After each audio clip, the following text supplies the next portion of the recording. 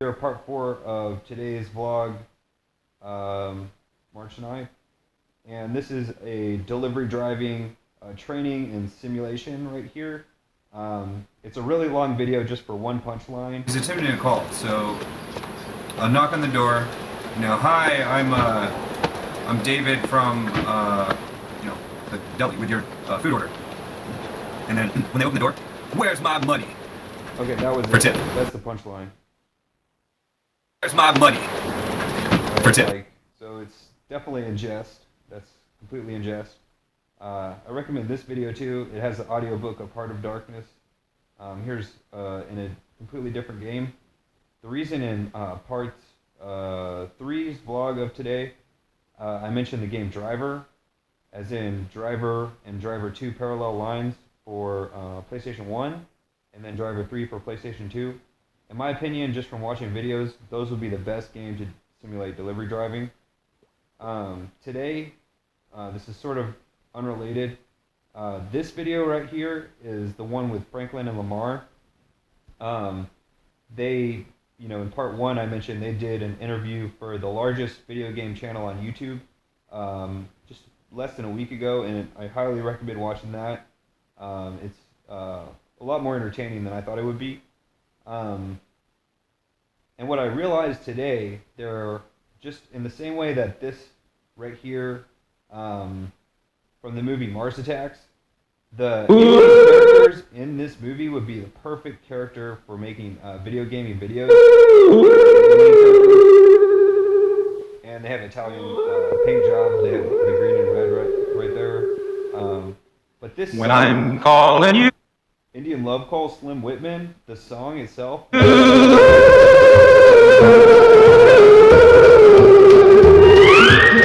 will you answer to?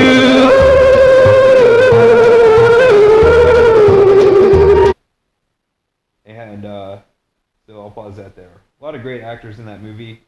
Jack Nicholson, Pierce Brosnan, the lady from Sex and the City, I can't think of her name, Sarah Jessica Parker.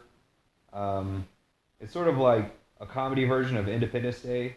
For a lot of really good dramatic stories and movies, they usually have a comedy version too. Like for Italian mob movies, there's like 2 comedy versions, and one of them is just called Jane Austen's Mafia with an exclamation point. Highly recommend. I personally highly recommend that Jane Austen's Mafia. So what this song though, it's supposed to be like a tornado siren. Probably people who don't live in Tornado Alley wouldn't recognize that, but there was a weather warning today because it's sort of gloomy outside and there's going to be rain and stuff. Anyways, it was just a monthly check. It's that sound that sort of sounds like a dial-up connection that comes over TV and radio. It's sort of jolting. But what I realized was that's what the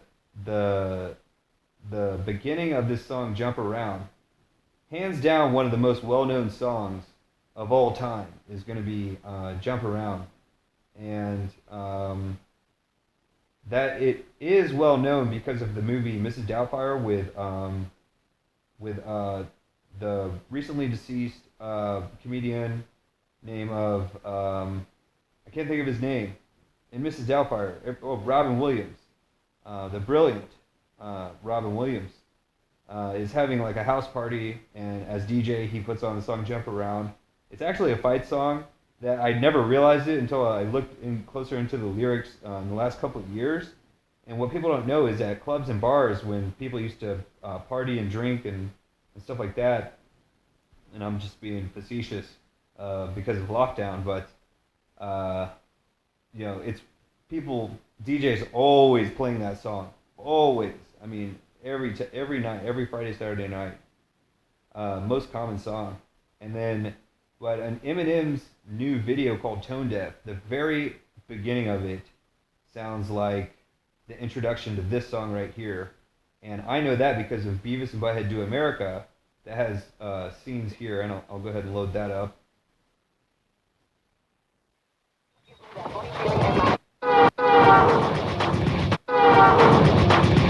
that's the beginning, and it's a different music video than the actual music video.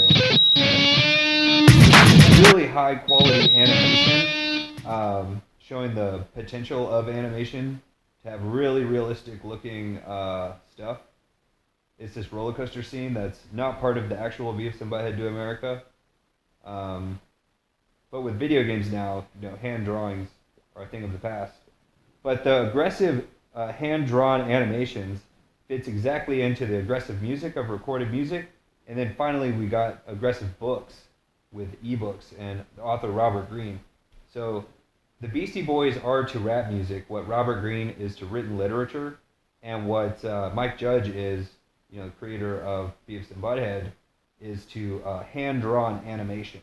So it was just before the takeover of computer animation and video games. Definitely look into Mike Judge's original sketches. There's one making fun of Whole Foods around the year 1990, and it's just called Huh? Quote, the word huh, H-U-H, unquote. And Mike Judge, and there's a few others, like from his characters. One of his characters from Office Space with the stapler, the swing line stapler, he was originally just an animated sketch before he got picked up by, it was either MTV and Saturday Night Live, I think, Mike Judge, and they turned that into Beavis and Butthead, and eventually King of the Hill. And in King of the Hill, my favorite character is Hank's father, the Vietnam veteran. In my opinion, reminds me near 100% of, I wouldn't say 100%, but the person most reminds me of would be Salvatore, quote-unquote, Sammy the Bull Gravano. And he is such a significant person in culture, especially Italian mob culture, because of his last name, Gravano, has the word G-R-E, or grave built into it, G-R-A-V-E, as in Gravano. One more thing about that was, it's a biblical reference not to make graven images and stuff like that. And so that's why he's such a significant person in culture, I think. But at the very beginning of this song, it sounds like the intro to Love Roller Coaster, Red Hot Chili Peppers.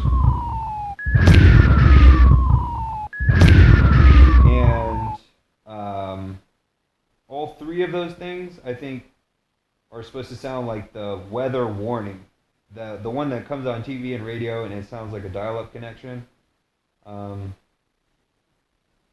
guess that's all. Just one more thing about the Italian mob is sort of what it's known as in literature. It's just a sort of like a book club, and they're called mob enthusiasts. Guys who are enthusiastic about learning about people from the different Italian mob, and it's significant, in my opinion, to culture, going way back to the earliest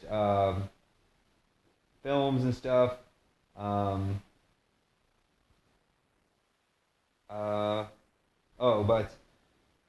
Being an Italian mob enthusiast is very similar to being a model train enthusiast. And in my opinion, one Italian mobster guy is the equivalent of like a whole group of people, of regular people. Just as far as what one Italian guy like Leonardo da Vinci can accomplish is has the same like mental capacity and ability of like an entire group, when an entire group of others get together. That's just how Italians are, in my opinion, and Italian Americans. After all, I mean, the word America was originally an Italian explorer named Amerigo Vespucci, and I definitely have been talking a whole lot about that. I don't know. Al Pacino is one of the guys who, like, my last name Putrino, and it has a similar word meaning to Pacino. In Italian, Padrino means God. That's what Godfather means when you translate from Italian to English. Padrino is Godfather, and so all the references in the 1983 movie Scarface, not the original from the 1930s about Italian gangster or whatever, Humphrey Bogart and James Cagney movies, Italian mobster movies from early days of Hollywood and stuff. I haven't seen a whole lot of them. They're not even available for free on YouTube. I wish they were. Um, there's a lot of references to octopus and different variations of that word in the movie Scarface. So ultimately, I think it's a joke. Like he says at the beginning of the movie, I eat octopus 3 times a day, man. And so I think that's referring to his last name, Pacino, and ultimately Vespucci, the man who gave his name to the Americas, Amerigo Vespucci. And like I said in blog 1 or 2 of today's, um, so it's easy to see that America was named for Amerigo Vespucci, but the question remains, who named Amerigo that, and what is his name meaning? And it's ultimately Mary from the Bible. And so that's all. Blog for today. I guess I'll quickly go through some of the animations here. I think I already did this in one of my vlogs, but this part right here, I think is referring to a Sprunk Stop. Sonny Evans, professor of video gaming. He's well known for taking a Sprunk Stop, getting like a Sprite to drink or whatever in the video game. That's like his whole shtick. And I have another video recently about that, and it's called Crank the Video Game, where it's over here. It's called Crank the Video Game. This one, I'll show the Sprunk Stop.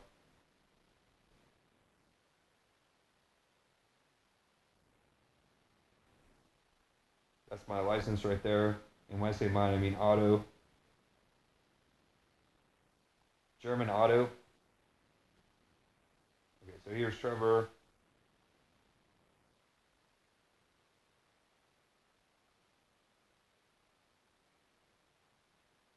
See Trevor jump.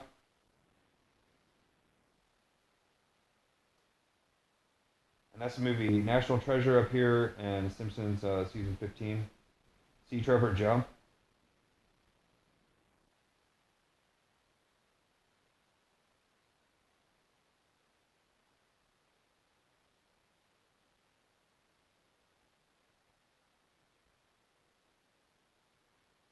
And it's called Crank. The origin of that is going to be a movie with Jason Statham.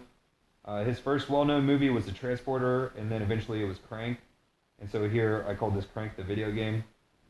This video was so bad I didn't even want to upload it, but I ended up uploading it anyways. And it does have Sprunk Stops in here. Like here's one, I think. It's just getting a drink at the vending machine.